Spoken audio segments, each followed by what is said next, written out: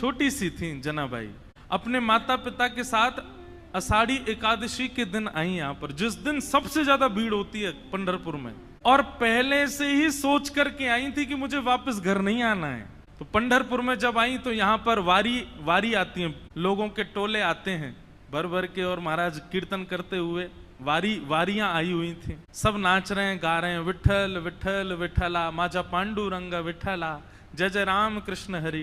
पंढरपुर में आते ही नेत्र सजल हो गए। जनाबाई छोटी सी हैं, अभी 7-8 वर्ष की आयु है, और यहाँ भीड़ में अपने माता पिता की उंगली पकड़ करके घूम रही थी। और वारी में जब आगे पीछे लोगों के धक्का मुक्की हुई तो माता पिता का हाथ छूटा नहीं, छोड़ दिया जानबूझ करके, खो गई बड़ी भीड़ में।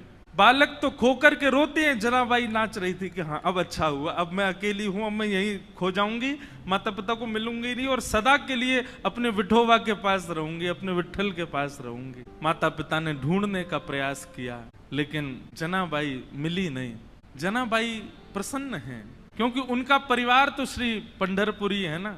यही भाव चल रहा है जनाबाई के चित्त में। माता पिता बिछुड़ गए, मेला में छूट गए पीछे, लेकिन जनाबाई इस बात से दुखी नहीं है। बोले क्यों? बोले मेरे माता पिता तो विठल रखुमाई है, मेरी बहन तो चंद्रभागा है, ये सब संत महापुरुष जो उछल उछल करके राम कृष्ण हरि कीर्तन कर रहे हैं, ये सब मेरे भाई बंधु हैं, यही मेरा परिवार है, मैं अब इन्हीं के बीच में रहूंगी। जनाबाई बताओ, बिछुड़ने पर प्रसन्न हो रही है, खो गई है मेले में, चंद्रभागा नदी के तट पर बैठी है।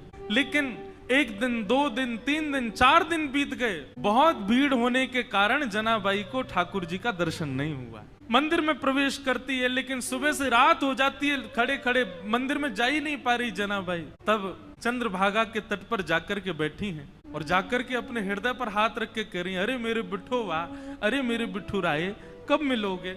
तुम्हारे लिए सब छोड़ करके आ गई मैं, सब छोड़ दिया मैंने विठोबा आपके लिए, और आप हो भीतर बैठे हो बस ऐसे कमर पे हाथ धर के, मुझे दर्शन ही नहीं दे रहे हो। तो जनाबाई बैठी हैं और चंद्रभागा जी के तट पर बैठी बैठी रुदन कर रही हैं कि हे विठोबा कब मिलोगे, हे विठुराय कब मिलोगे। तभी उनके रुदन के स्वर को एक महापुरुष ने सुना, और वो महापुरुष कौन है? श्री नामदेव जी के पिताजी। उन्होंने जब सुना तो कहा, लाली हम तुझे दर्शन कराएंगे, जब तक चल हमारे घर ही चल, वहां रह के कुछ खान पान करना, भोजन इत्यादि कर लेना, अच्छा सुख मिलेगा। जनाबाई उनके साथ चली गई घर।